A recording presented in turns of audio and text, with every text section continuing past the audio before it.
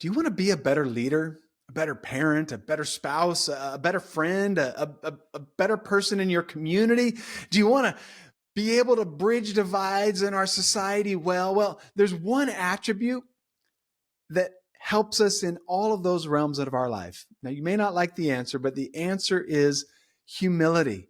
And so what we did is we brought Daryl Van Tongeren. He's a social psychologist. He's a researcher in humility onto the Live Faith First podcast.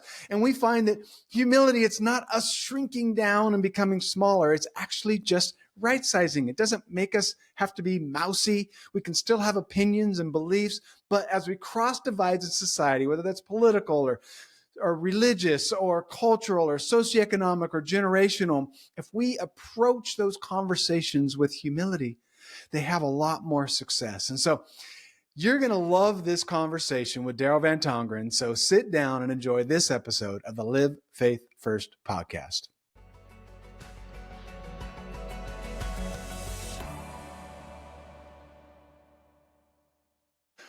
We don't like to experience narcissism. In fact, we love to experience humility. It's one of those funny things, though. We probably don't want to be described as either narcissistic or humble. But humility is one of those attributes that when we experience it in other people or towards us, we love it. But at the same time, it's not something we want to cultivate in our own lives. But we're going to find out today that humility is a very powerful leadership trait, relationship builder, bridge builder, and a ton more. So today we have Dr. Daryl Van Tongeren with us to help us learn about humility. Daryl, thank you so much for joining the podcast. Thanks so much for having me. Yeah, I am really looking forward to this conversation. I enjoyed your book, very simple title, Humble. So you described your book well. And in your book, you tell the story of learning to swim as an adult. And even though it was at your expense, I apologize, but I was smiling widely and maybe even laughed out loud a few times. We will get to that later in the podcast, but that was a really fun story. I can't wait to dig in on. But before we get to that, give us a cliff notes of your life. Where were you born? Where were you raised? How'd you get where you are today? Yeah, so I was born in California, lived there through elementary school, then moved with my family to Colorado, where I grew up for middle school, high school, and went to college and met my wife and did a master's degree at the University of Colorado in Colorado Springs. Then my wife and I went to Virginia Commonwealth University for grad school. So I earned my PhD in social psychology while she was getting her master's in social work. And then since 2012, we've been in Holland, Michigan, where I've been a professor of psychology since. And so I've been West Coast, East Coast, and now in the Midwest. You stopped in the middle for a little while. All right. I love it. Right. Now, you've been studying humility for some time now. So let's just start this really simple. What is humility? Can you define that in simplest terms so we can all kind of have something to hold on to today? Absolutely. I'll define it in two ways. So the first way to think about humility is our ability to know ourselves, check ourselves, and go beyond ourselves. So know ourselves, we cultivate an honest awareness of our strengths and our weaknesses, the things that we do well, the things that we don't do so well. Check ourselves, that's our ability to rein in or regulate our kind of naturally selfish impulses. So when we want to put ourselves first and not think about other people. And then going beyond ourselves is when we prioritize other people's needs as being equal to our own. So we're really being considerate of and thinking of other people as just as important as ourselves. So that's one way, know ourselves, check ourselves, go beyond ourselves. Another way, if that was too complicated and you just want one thing to hold on to, humility is being the right size in a given situation. So it's not being too big, but it's also not being too small. So for the philosophy buffs who are listening, it's that Aristotelian golden mean. And if you don't like Aristotle, it's the Goldilocks, the not too hot, not too cold porridge. I love it. I love it. Now, just kind of continuing this in this theme here, are there some misconceptions that we have about humility? Kind of what, like when you talk about humility, are there things that constantly come up in those conversations about like, I don't want to be that kind of person. That's why humble doesn't appeal to me. Yeah, I do think there are some misconceptions. So that's why I do talk a little bit about the right size. So one misconception is that humility is about self-deprecation, or it's about never considering your own needs, or it's about being so incredibly small. And that's really not humility. That's something completely else. Um, and I think people oftentimes get concerned about humility because humility has at times and throughout history been used as a tool of oppression to keep people in line. So it's not really appropriate for us to go tell other people, hey, you need to be humble in this situation. More, it's that we need to ask ourselves, are we being invited to be humble in this situation? How can I be more humble? And I realize that the colossal irony of that, because I wrote a book recommending that everybody try to be more humble, but I think I wrote it as an invitation. And so for people who are concerned about humility, it's probably because it has been misused in the past. So humility is not about being too small. It's not something that we should lord over other people and try to use to control them. And then the last thing that I want to say is that if humility is about being the right size, for some people that, and for many people like myself, it's going to mean making myself smaller in a situation, then I might naturally show up, right? So I'm going to need to move myself down to be the right size. Maybe that's just because of my privilege. Maybe that's just because of my sociopolitical standing, my identity, right? As a college professor, maybe people might defer to me like, oh, this guy knows things, so I'm going to need to move down. For other people who might have less social capital, people who might have been marginalized, to be humble actually means to step up into that power, to get a little bit larger in a situation. And so humility can actually be quite liberating when one realizes it means being the size I'm supposed to be, not bigger, but also no smaller than that. Yeah, that's interesting. That's interesting. So what I kind of hear you saying is that humility might live itself out differently in different situations based upon context and so on. And we so often talk about bringing everybody to the table. Yes. And when we say that, we're talking about ethnicities and backgrounds and socioeconomics and all of those things. And realizing if, and both of us, you look white to me, so I'm going to assume you're a white male. We've sat in that seat of privilege for so long that being at that table with other people might mean, hey, I'm going to shrink myself a little bit. I'm not going to call on any authority I may or may not have. I'm not going to be too large for that space, but also at the same time, how do I encourage others around me to like, hey, I want to hear from you. Is that That's piece of it? exactly right. That's exactly right. So, right. So in certain situations, probably in more situations, because I'm a PhD educated professor, right? I'm a white male, right? These are things that are going to signal privilege, power, authority. Again, like you said, that just naturally kind of come, and I'm going to need to regulate that down to make sure I'm not taking up more space than I ought to. Yeah. And I'm going to encourage and invite other folks to step into, and maybe kind of they're going to need to increase the amount of space they're kind of taking up in order for us to both meet that right sizing. Yeah. And so for you and I, our work is to kind of pull ourselves in.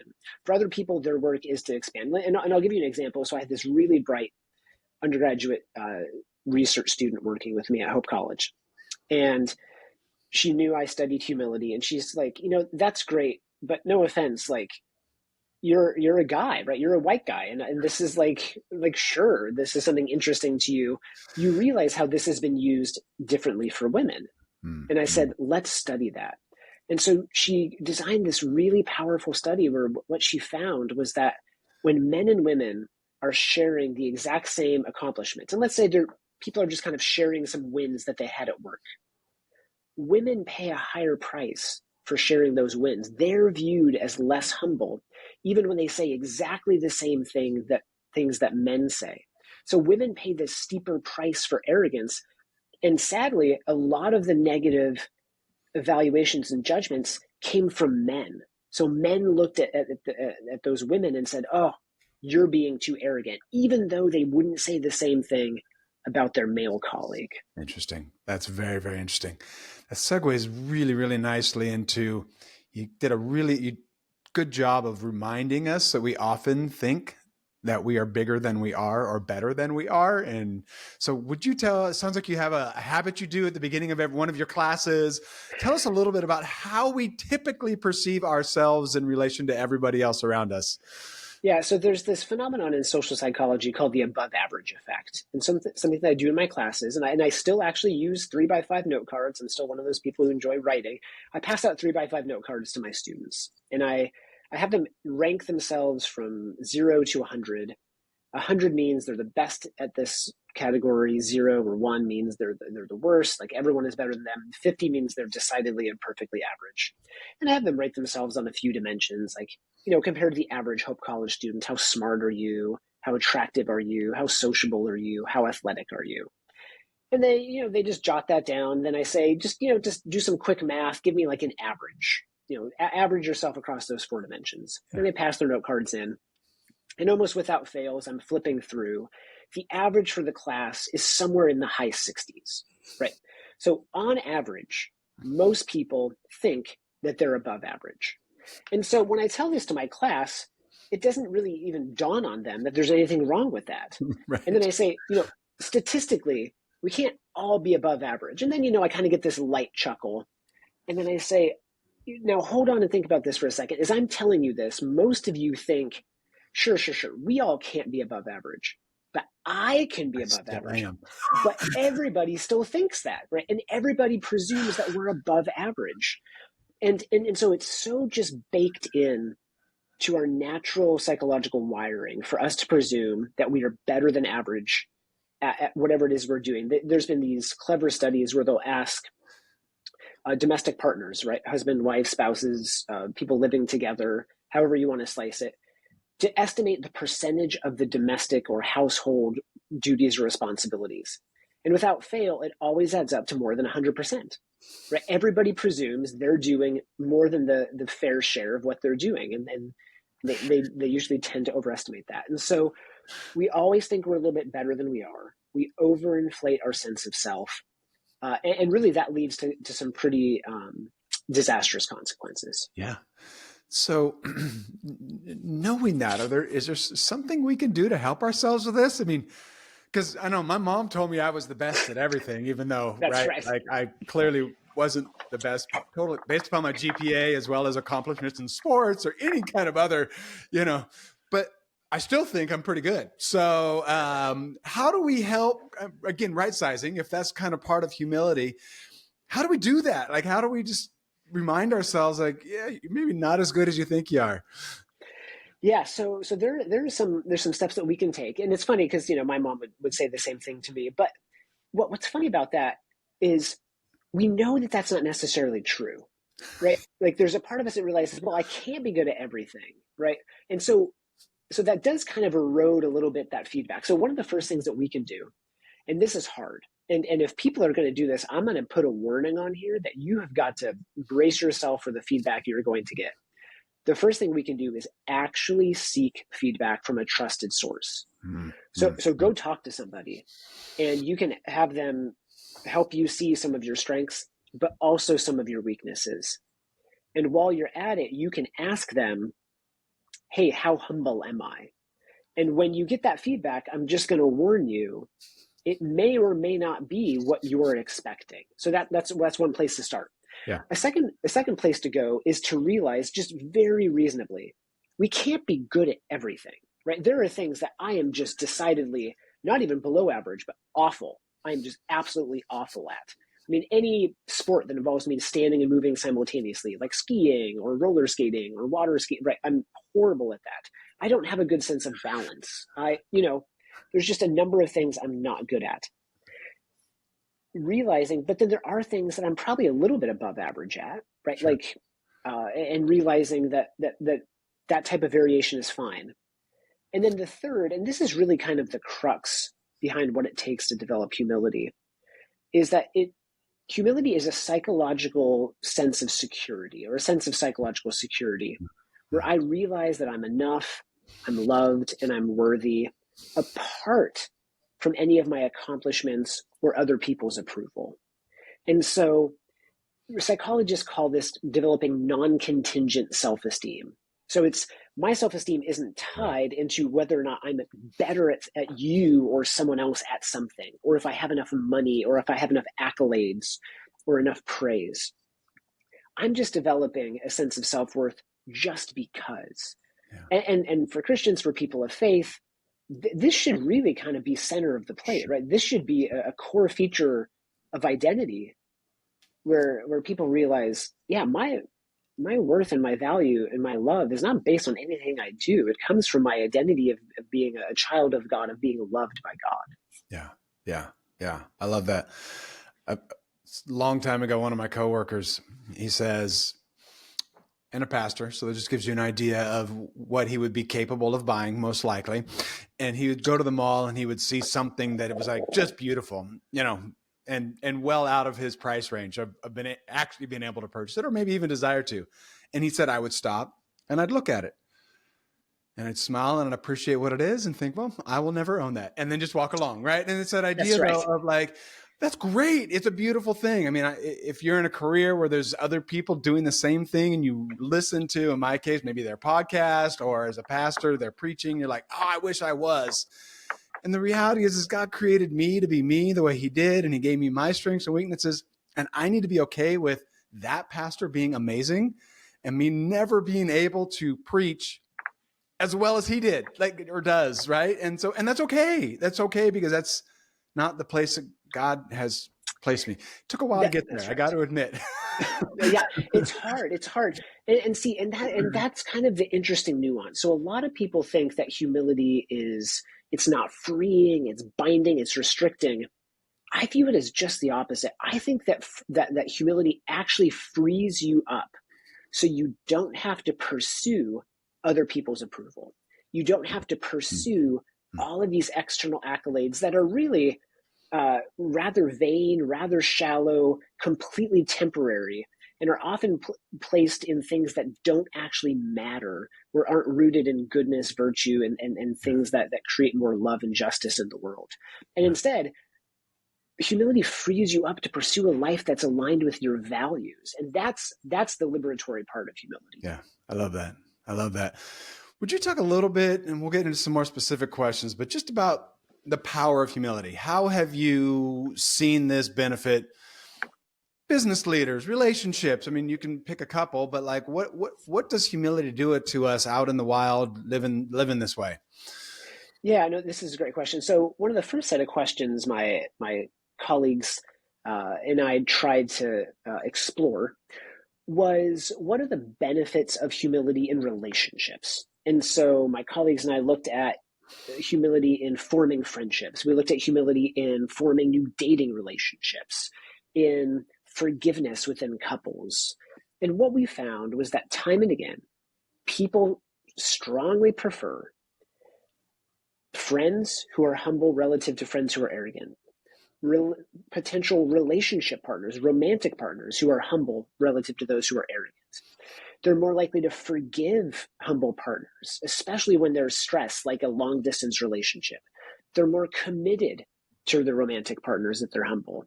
And they have more satisfying relationships with their partners if they're humble. Mm-hmm. So time and again, it is a boon for relationships, which is strange, because most people think if you go on a dating website, like, most people's pictures are not projecting humility, right? There's a lot of brash narcissism out there. But if you think about a long-term committed relationship, people don't want to date the narcissist. They don't want the person who's quote unquote the life of the party. What they really want is someone who they can trust and who respects them and treats them as an equal, and who cares about and listens to them. And so what we've kind of come to realize is that humility is a little bit of a signal of what it's like to be in a relationship with someone. And the core behind that is trust, right? Humility signals trust. It's saying, you can trust me, that I have your interests in mind too. So that's the first thing. So humility is just fantastic for relationships. The second thing we've other people have really found, and I just summarized in my book, we've just done a little bit of research in this, is that humility is really good for leadership, which is strange, because most people, if you look around, if you look at the political landscape, you're thinking, well, a lot of leaders don't seem to be very humble. But a lot of those narcissistic leaders are causing a whole bunch of relational damage and aren't as effective as those that are humble. So Jim Collins has his book Good to Great, where he talks about this level 5 leadership is the ability to be hard driving and humble. So what that suggests is that leaders can actually expect a lot out of the people that they're leading if they're also humble. And so we see that humble leaders have more creative teams. They have teams that are more willing to give feedback and be less likely to fall into groupthink. We see that they have more productive teams and teams that are more satisfied in their work performance. And we see that there's more equity in terms of compensation and in terms of leadership power when you have humble leaders. Yeah. And then finally, we see that humility is very important socially. So people who are humble are able to bridge divides, are able to interact with and communicate with and be tolerant with people with ideologically diverse viewpoints. And so, we've done research that finds that after people's worldview is threatened, or someone tells you that your idea is a terrible idea, or they don't agree with you on something, humble people are able to give a more measured and thoughtful and kind response, as opposed to an aggressive, defensive, or kind of derogatory response. Yeah, that's good. We're going to get into kind of how humility plays into our political conversations a little bit later. So I'm interested to dig into that some, because that's a big thing going on. You reference 4 types of humility: relational, intellectual, cultural, and existential. I don't need the full rundown of all these, but can you kind of break those? We've already talked about it a little bit, right? But can you talk about, you even said that you might be relationally humble, but you are not culturally humble, or you might be existentially humble, but intellectually it doesn't always play in all 4 fields or all 4 categories. So can you tell us a little bit about how humility kind of lives itself out in those 4 quadrants? Yeah, absolutely. So relational humility is how we show up in our relationships. So am I seeing someone as an equal? Am I not being selfish? Am I treating them with empathy? Intellectual humility is my humility around ideas or beliefs. And so am I willing to admit when I'm wrong? Am I willing to change my mind relative to sufficiently strong evidence? Do I present my ideas non-defensively, and do I instead want to approach things with curiosity? Cultural humility is humility around cultural differences. So the idea here is that my way of life, my viewpoint of seeing the world, is not superior. And in fact, I see the benefit and value of other people's viewpoints. And in fact, I want to learn from them. And I see the diversity of viewpoints as a strength rather than a threat. And then finally, existential humility is humility around life's big questions, or about God or the cosmos or the universe. And it's really an awareness. I like to think about this. It's an awareness that our right size is actually rather small in comparison to the entire universe. And so I share this story where my wife and I are in Iceland, and we see the northern lights, and we're very grateful that we do. And just that experience of being surrounded by the northern lights, being captivated by the beauty of nature and of creation, felt so humbling to me. Yeah. I felt so small, but I also felt so safe and secure at that moment. My smallness wasn't a threat. It felt good to know my relative small place. So those are the 4 kinds of humility that we like to think about. Yeah, that's good. That's good. It's interesting, as going through your book and seeing these 4 categories, there's places where I'm like, oh man, I think I do that well. And there's other places where you're like, oh man, I failed at that just like a few weeks ago. So yeah. I'm going to talk about my story with the intellectual here. And like, maybe you can like tell me why I failed and why I succeeded. So we'll see. Maybe you'll just be like, I don't know, Elliot, you're kind of a weirdo, and that's just how that goes. But making some big plans for the company, or for this nonprofit that I'm working with here, and for Live Faith First, and kind of built a nice business plan and pitched it to, say, 3 or 4 people to garner feedback. Like, I just wanted to hear, like, what do you see here? And it was hugely helpful. It helped me refine. It was really good. I loved it. Now, when I pitched that to the chairman of the board, he wasn't in love with the idea. And all of a sudden it was like, and I knew it kind of going in. I mean, it was discouraging. It was one of those, you're like, oh dude, like other people gave me feedback and it didn't sting. I mean, it was more welcome. But in that situation where I'm like, I've been preparing for this pitch to this person. And in the end, this is the one that actually matters the most. And then when they gave me feedback, I didn't, I didn't lash out. It was more of a like, he's like, dude, it looks like I just stole your lunch. I'm like, yeah, you did, dude. I'm kind of feeling discouraged right now. Like I can at least call what I'm feeling. But why is it that some situations it's like, oh, I take it. I want that feedback. Please give it to me. Sometimes like when my wife gives me feedback, I'm not in a good place to take feedback. I'm like, not right now. I'll be in a better place later. What is it about humility and maybe feedback or other areas that like, sometimes you get it right and sometimes you don't? And how do we learn from those? Yeah, that's a great question. And I think what you've kind of highlighted are the two things for us to think about with feedback is how important is the feedback? Like how important is the topic being discussed? Like how important is that to me? And then the second is what's the nature of the relationship? So who's saying it, right? Those are the two things. So for things we really care about, that feedback we're going to be the most defensive about, the most arrogant, and the least humble. If someone comes up and tells me I'm terrible at tennis, I'll laugh and say, yeah, I am. Because the way that we would talk about this is that's not important to my self-concept, right? Like that's not an important part of how I view myself. If someone were to tell me I'm a terrible friend, if I'm a terrible husband, if I'm a terrible professor, that feedback stings.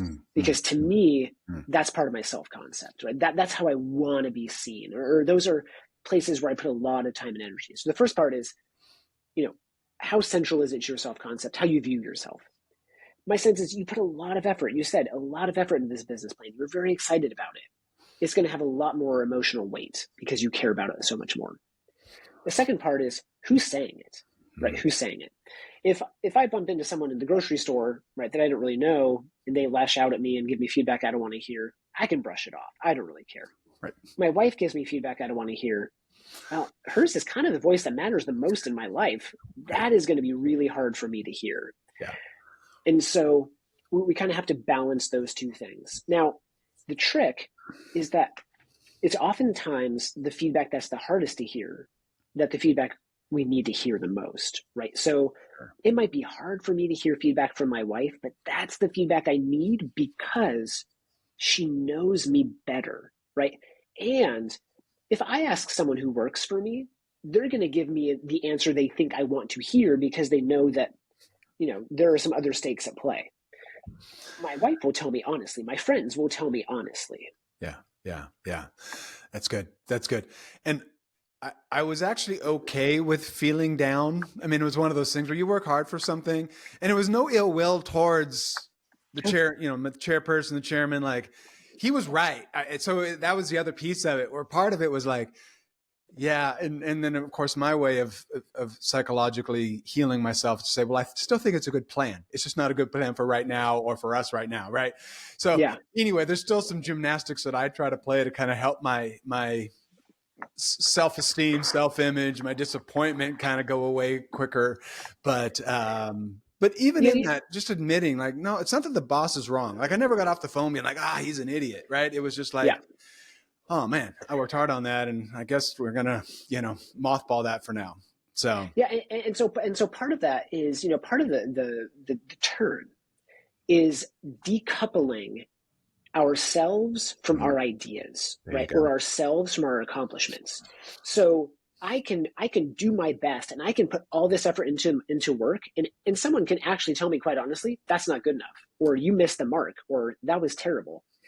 And I can realize at the end of the day, that doesn't change my worth or value because I am not my work. I am not my accomplishments. And this one's going to be tough, especially for the listeners. I'm also not my beliefs. And I know that's hard, but we aren't our beliefs, because if you've ever changed your belief about anything before, which one were you, right? If you were your beliefs and you've changed your beliefs, are you a different person now, right? So we're not even our beliefs. We are separate. We are who we are. And these other things exist outside of us. And we attach our worth and value to them. And I do the same thing. So as much as it's easy for me to say like, hey, don't do that. Oh, all the time, right? Right. All the time. My work, I pour a lot into, I care about lots of different things. And when I experience rejection, I feel it acutely too. And so that's really my life's work as well, is decoupling my worth from these external things that people can honestly tell me. And oftentimes when people are telling you the truth, and I know it doesn't always feel like this in the moment, they're actually telling you because they care about you. It's a kindness. Yeah. It is absolutely kindness. If someone was like, no, this is great, and they know it's not, and they know you're going to fail, they actually don't care about it. They don't like you. They don't care about you. Right. Like, it's a sense of kindness. It's a sense of love and care for someone to tell you the hard truth, Yeah. even though in the moment, and I'm right there with you, it feels pretty awful. Yeah. Yeah. There's a sting. Oh, I love that. Yeah. All right. I need you to tell us the swim story. Absolutely. Learning to swim as an adult. And I'm so our daughter, so part of my smiling is because we went through this with our daughter, but fortunately, she figured it out when she was, say, 6 or 7. But like, she failed her swim class at the YMCA as, like, a 4-year-old. And then the following summer, it was like getting her private lessons. And she would literally stand on the side of the pool while the coach is saying, all right, it's time to jump in. And she would stop and say, no, can we pray about this before I jump in? And finally, the coach was like, yep, no more praying. You just got to hop in now. And then she would. But anyway, so that brought smiles to my face, reminded me of our daughter. But would you tell us your story about learning to swim? Yeah, absolutely. So this was, I think it was the beginning of 2019. My wife decided to sign up to do a couple of triathlons. I thought, oh gosh, like, I'd been a long distance runner, and I thought, well, maybe I'll make this transition too. Might be fun for us to kind of do something together. Asked her, hey, what do you think? She's like, oh yeah, you should do it too. So I signed up for a half Ironman. Where you swim 1.2 miles, you bike 56 miles, you run half a marathon, so 13.1 miles. The only trick was I didn't know how to swim. And so my wife, being very kind, for my birthday that year, so right in January, she's like, let me get you swim lessons. I said, this is great. And so she looked up the best swim coach in Michigan. And so on my birthday, I drove through the snow over an hour to the best swim coach in Michigan. Got the private lesson. I showed up. He says, jump in the pool and swim to the other side. I was like, well, okay, hold on. I'm here for swim lessons. We're going to need to start with the basics. It's like, yeah, swim to the other side. So somehow we were having a miscommunication. I jump in the pool. I take 2, what I think are, swimming strokes, and he just yells, stop. And then he just starts berating me using the most creative use of vulgarity I've ever heard in my entire life. And to this day, it's still rather impressive the way that he insulted me for that entire hour. And it was one of the most humiliating experiences for that entire hour, where he would say things like, do you want to die? Are you trying to drown? Are you being intentionally, terrible? And he thought those things were motivating. And, I kept a brave face. And at the end of it, at the end of that one lesson, he made it quite clear that we were not going to continue our professional relationship and him trying to teach me how to swim. Now, what I came to find out was he was the best triathlon swim coach in the States, and he pointed out all the different banners and awards his students had won because he worked with collegiate swimmers, helping them transition into triathlete swimming, swimmers who had that as part of their repertoire. He didn't work with, full-grown college professors in their late 30s who just failed swim test as kids and just, previously learned how to dog paddle through life. And so, when I asked him, do you think that I'll be able to learn how to swim before this triathlon that I've already signed up for and paid for? He made it quite clear that unless I had some type of motorized water vessel, it was not going to happen. There's no chance. Oh, that's terrible. I was crestfallen. So on the way home, I called the local rec center and I said, I need to start from scratch. I need swim lessons. And they said, great. How old is your child? And I was like, no, these are for me. And then they didn't really know what to do with me so anyway, fortunately, I was on sabbatical during the semester, so I could go in the middle of the day. I had an entire pool to myself, and another instructor who in another pool was leading middle school swim team could come over and kind of gently teach me how to swim. And so it was, it was like a 12-week process learning to swim. But I did complete the triathlon. I was the second slowest person out of the water, but then made up plenty of ground afterwards. And that was super fun. And as soon as I got done, I texted that other swim coach, Melissa, the one who really took her time. Yes. And I said, hey, Melissa, thanks. Thanks for investing in me. I did it. I accomplished the triathlon, and it's because you taught me how to swim. Yeah. And it was one of those moments where my ego was screaming at me when I was in that first pool, right, with the guy with all the awards, all the accolades. And my ego was saying, you shouldn't be this bad. You're better than this. Just give up. You look terrible. How embarrassing. Right. But if I had given into that, I wouldn't have accomplished something that still to this day I think is pretty great. I did a half Ironman. I'm pretty pleased with the fact that I was able to go from a non-swimmer to a finisher. Yeah, I love that. I love that. And even the humility to, it sounds like at one point there was maybe an 8th grader who was showing you how to swim. Goodness. So even the humility to be like, that's right. I'm 20 years older than you. That's and exactly right. you are an Olympic swimmer compared to me. So that's exactly, yeah. There was this point where the other swim coach, she was like, you just do not, you still can't get your form right. So she brought Ethan, this like 8th grader over, and he he jumped in the pool, did this perfect, form. Then he jumped out, and then I spent the next 3 weeks trying to emulate Ethan's, keeping my head under the water, trying to. So exactly right. So 8th graders are swimming better than me. Everyone was essentially swimming better than me. Yes. But I realized that's not what it was about. And breathing is important. Breathing is important. So getting that rhythm of breathing, especially when you're in a crowd of people swimming to half a mile out to the buoy and back again, or whatever the number is, like that's pretty key. And you can't just keep your head up the whole time. That's right. That's not going to work. So that's right. Anyway, I love that story. I know it's at your expense, so I do apologize for that. But no, it was one of those moments where it's kind of like, as somebody who studies humility, it's not like it's any easier. Like I don't know how to convey this, right? It's just I can be aware of what's going on, but I've got the same machinery as everybody else. Every day I wake up and the moving sidewalk is pulling me towards narcissism because I live in the United States. This is just how I was raised. And so every day I've got to make the commitment. How am I going to be more humble today than I was the day before? Yeah. How am I going to keep walking against these prevailing winds of narcissistic self-aggrandizement? Yeah. Yeah. I love that. Now, we're going to switch gears a little bit here. You bring up a few different pieces, forgiveness, you bring up gratitude in the book, and there's kind of an intertwined nature to a few of these. So would you talk a little bit about forgiveness? Not that just like, oh, it's fine kind of forgiveness, but that deep kind of restoring relationship kind of forgiveness. What's that? How does that play into humility here? Yeah, so forgiveness is when we replace our kind of negative emotions and motivations, like our anger, our resentment, our contempt, towards someone who's hurt us, someone who's offended us, someone who's transgressed against us. And we actually experience this genuine transformation of feelings and motivations toward them.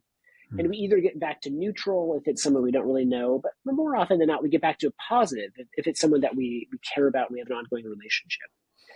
And so where humility plays a role is if I've hurt somebody, I've transgressed against a friend, I forgot to pick somebody up from the airport, or I said something unkind, or I shared a secret. It does take me owning my faults. It takes me owning my limitations and owning the ways that I've hurt them to ask for, to be contrite and ask for their forgiveness. And so part of how humility is so important is it makes me acknowledge I'm not perfect, right? It makes me acknowledge I could easily be defensive here. I could tell you all the reasons why I did what I did and how you need to forgive me. But instead, I'm going to own what I did, and I'm going to own that that's wrong. Now, if you flip it, and if someone has hurt me, right? If someone has transgressed against me, I'm feeling negative toward them, they're asking me to forgive. Humility can help me see that I, like them, have hurt people in the past, right? It allows me to bring on that lens of empathy and say, you know what, even though I want to be smug, even though I want to hold a grudge, I've hurt them. And if I haven't hurt them, I've hurt other people, and other people have forgiven me too. Yeah. And, Yeah. and if you really want to just get down to the base of it, right, in Christian faith, I've sinned against God, my word, right? Like, I have been forgiven.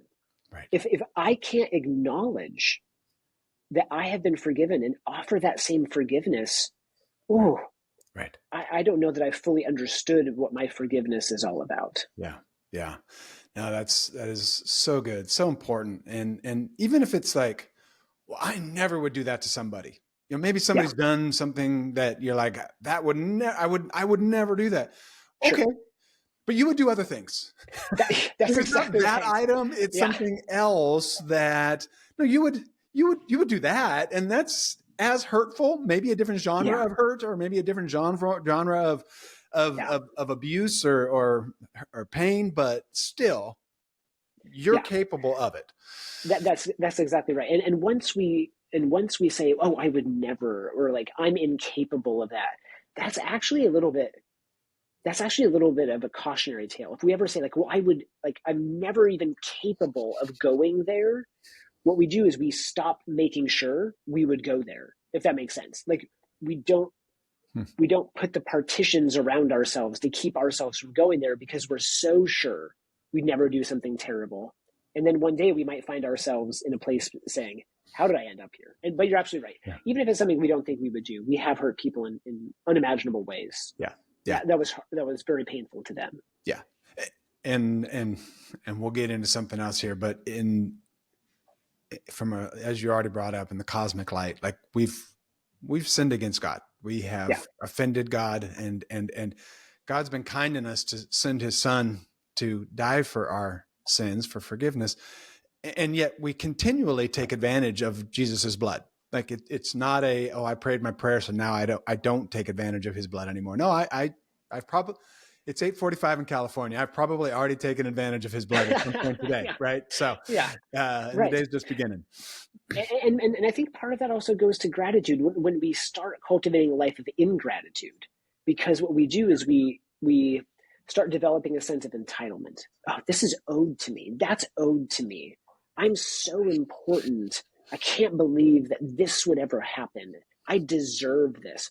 All of that type of language is very concerning, troubling, arrogant language. I'm owed this. This is owed to me. That's not gratitude, right? And so humility and gratitude go hand in hand, because once I realize my rightful small place, the only, I believe, honest response to being alive right now is gratitude, right? Gratitude for, as I age, things hurt and whatnot, but I can still have gratitude that I can move, that I still have a body that allows me to go to work and go for runs, right? I can still have gratitude that even if I don't have as much as someone else, I still have things. Like, I've still been gifted things. My needs are met. I have friends. I can see. I can enjoy coffee. I can, I can feel the sunshine on my face. There's so many things for which we can be grateful for, and I think there's this what we call like a reinforcing loop, right? When I'm humble, I feel more grateful, and the more gratitude I feel, the more it makes me experience my own humility. And so cultivating those two go hand in hand. Yeah. Yeah. That is so good. It's interesting you bring up that "I deserve it" statement. I had somebody say that to me, a couple of years ago. Oh, you deserve that. And it was funny when he said it, I'm thinking to myself, I'm not sure if I do. Like it's one of those statements that for some reason never settle well with me when it's said towards me. Like, hey, Elliot, you really deserve that, or this or that. And it's not like, oh, I don't deserve it, but it's also not like I'm not sure deserves the right word.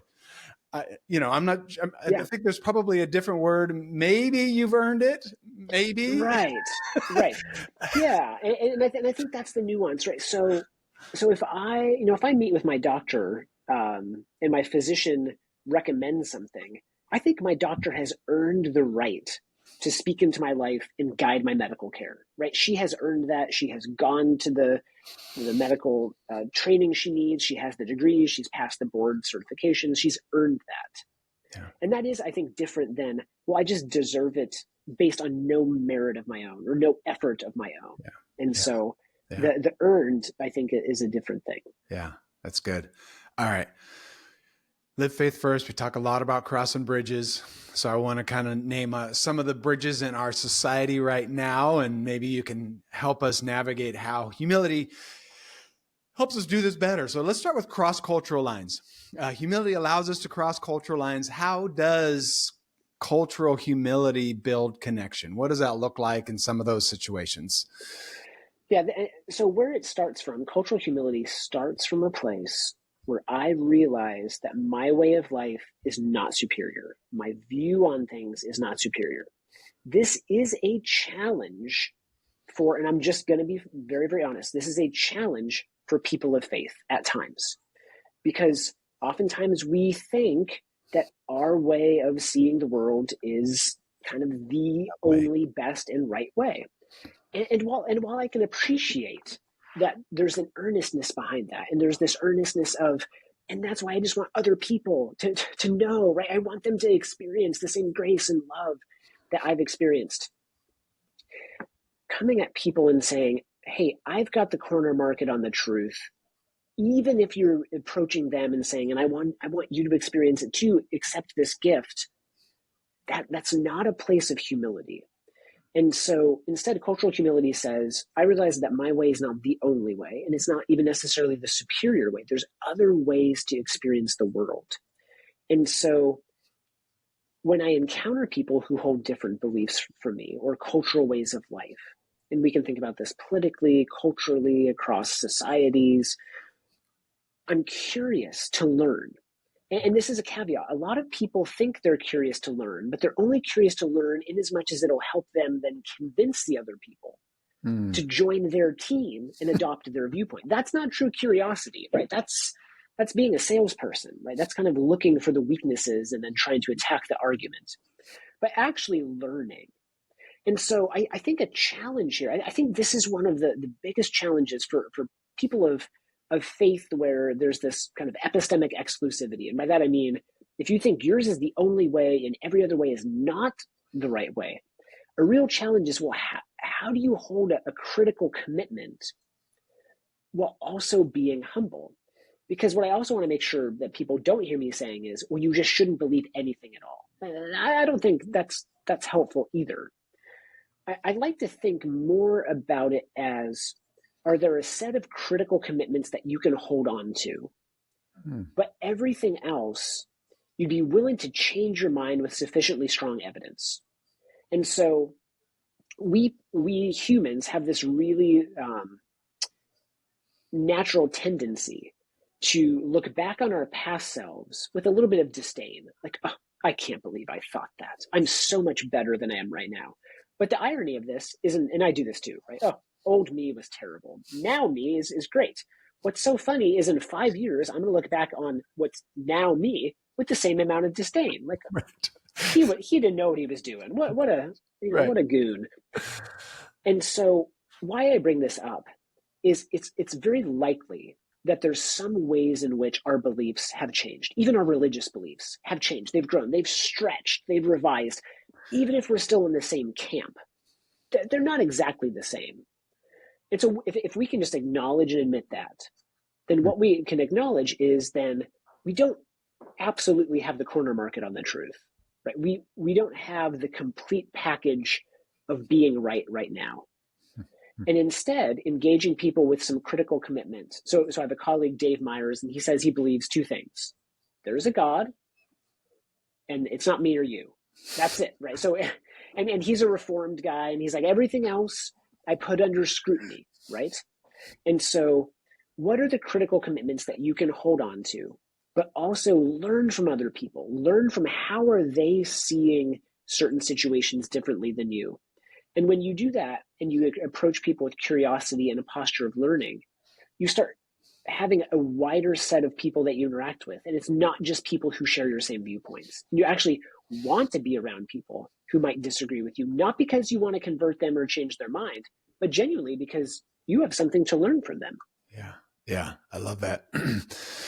One of the things I'd lead teams from our church to developing countries, lots of Nicaragua and other places.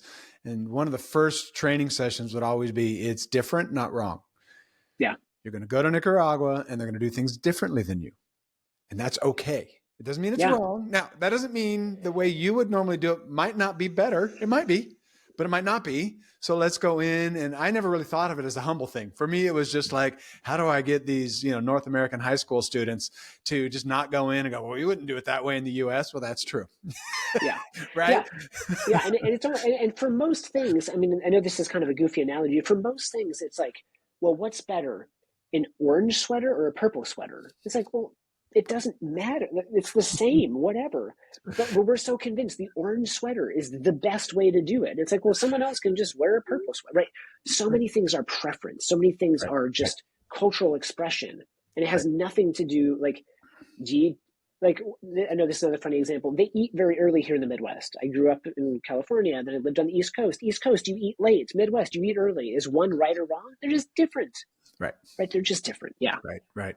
So let's just talk about this a little bit. I'm a Christian. I have a friend who's a Muslim. We're going to have conversations. I'm pretty clear in my thinking that Jesus is the only way. And so I'm going to kind of stick with that. And of course, my Muslim friend would believe that Allah is God and Muhammad is his prophet. And, he's not liable. Now, in that case, does humility make me have to give in a few things, or does humility just allow me to say, tell me more about your spiritual journey, your faith, and how that's kind of played out in your life? Can you help me just a little bit with that? Yeah, absolutely. So I think humility comes into play in a few places. So the first is humility allows you or invites you, or maybe even says requires you, to present your views non-defensively. Mm-hmm. Right. So you would say, hey, here's my perspective. And I know this is hard, but you might even acknowledge, if you grew up in a different place, if you were born in a different country, you might be just as committed of a Muslim as maybe you are of a Christian, or as a Buddhist as you are as a Christian. Right. And that's unsettling for us to think about, but it's very likely, because why else would you look at geographical dispersions of religion other than people kind of believe where they're grow up around, right? What's the culturally dominant religion? So that's the first thing. We realize, so you're non-defensive. The second thing is you generally want to learn because, you seem like a curious person, and it's a respectful thing to do. If you're sharing your viewpoints, it's respectful to listen to and hear this other person's viewpoints. Here's the third thing, and this might be challenging, but I think this is critical. We break apart that person's worth from their beliefs. In the same way, we're breaking apart your worth from your beliefs. And you see this other person as a person of worth and love and value and enoughness. And you don't look at them with pity, like, oh, I pity you because you're wrong. Because, you've changed your beliefs, so you've been wrong before too. And I'm pretty sure what you wanted was authentic love and connection, not just pity. Yeah. And so we say, you are not your beliefs. You are more than your beliefs. You're different than your beliefs. Just like I'm not my beliefs. How can we find this common humanity? How can we find ways that we can just be two humans who are currently living in 2025 together? Yeah, I love that. Daryl, you're preaching right there. That's that is it. Image of God bearer. God's image bearers, all of us, That's right? Right. All of That's us, right. No matter our, political persuasion, sexual orientation, cultural background, socioeconomics. It doesn't give us an opportunity to denigrate somebody because of, and that's right. None of those things. If we're truly serious, if Christians are truly serious about their beliefs, none of those things can void the fact that people are image bearers of God. None of that can void the fact that we are reflections of God. Yeah, that's so good. Okay. Last practical question, and then so we're two out. All right. So yeah, the perfect. Last practical question is, okay, I'm not a humble person. I haven't figured out humility. What's one small step? What's one thing I can do today that will help me just start to cultivate humility in my thinking? So in your thinking, the way that we can do this is ask yourself, why might I be wrong? Not am I wrong, but why or how am I wrong?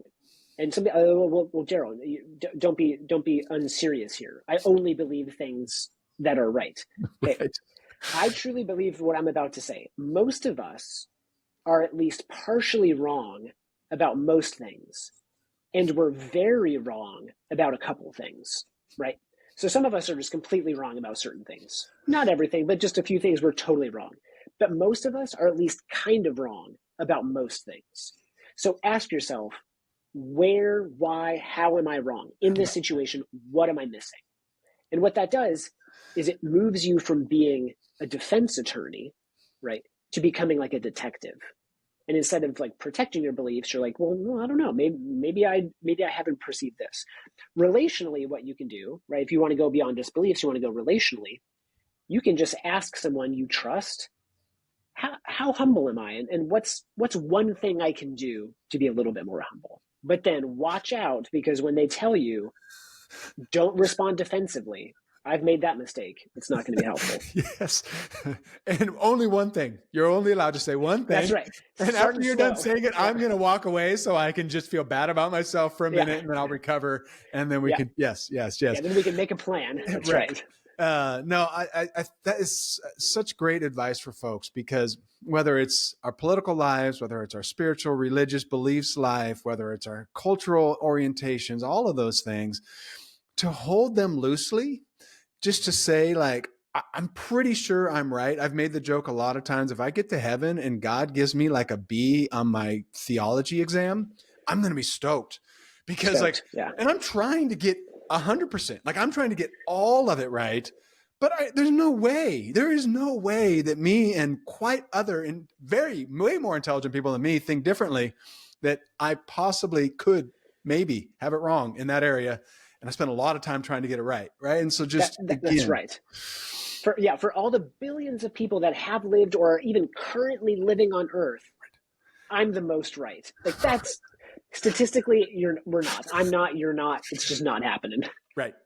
So, let alone there's a bit of arrogance and a bit of narcissism in just that thought. So, for those of you who think you're humble out there, you have that same thought that we did, and so yes, you are not perfectly humble yet. We're God's working on us all. All right, last question for you, Daryl. What's exciting you right now? What's one thing in your life? Maybe it's in your home, your family, a Bible verse you're reading. But what's one thing when you think about it, it just makes you smile right now?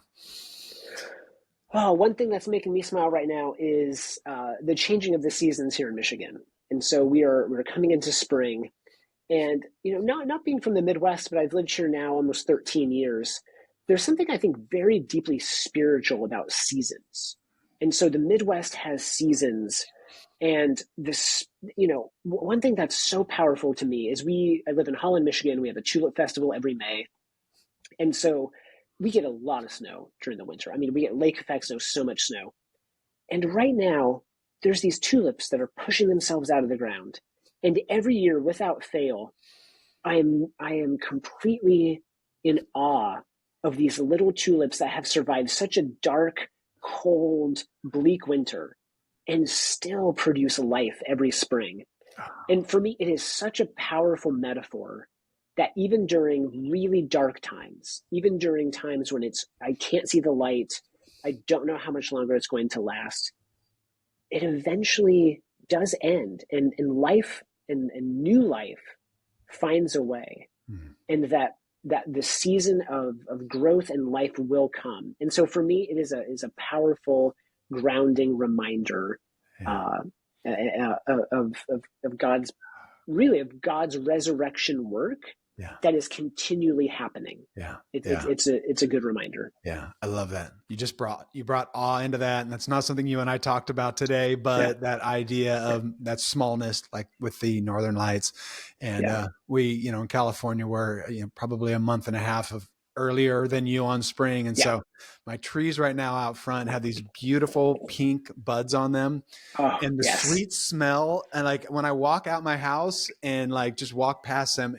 it brings memories and warm fuzzies and just this joy. We have a fig tree out back, which is like, my figs right now are about that big, but I see they're coming, right? And that tree a month ago, it didn't look dead, but like there was no life on it. There were no sprouts, there was no buds, and all of a sudden, and so man, I've been appreciating that more this year. And so that resonates with me a ton. I love that. I love that. Yeah, and I love the great. kind of spiritual aspect you bring to that, that there is, the dark days do end. There is a bloom coming, and God's with you even in the dark days. So that's right.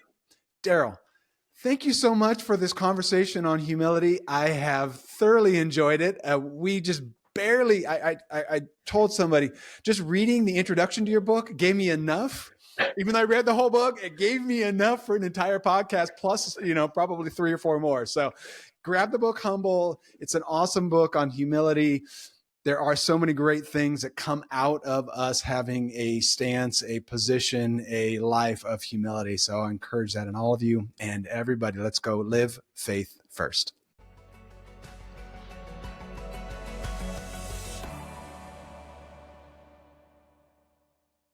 Hey, you're still here. That tells me you enjoyed our conversation with Daryl Van Tongeren on humility.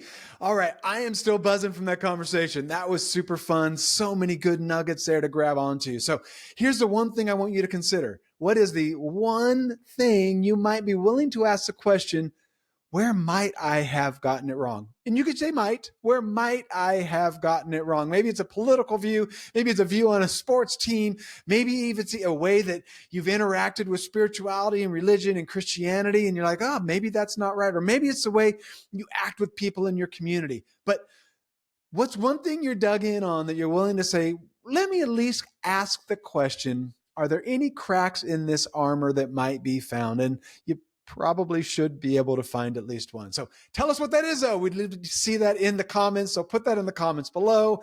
And as always, let's go live faith first.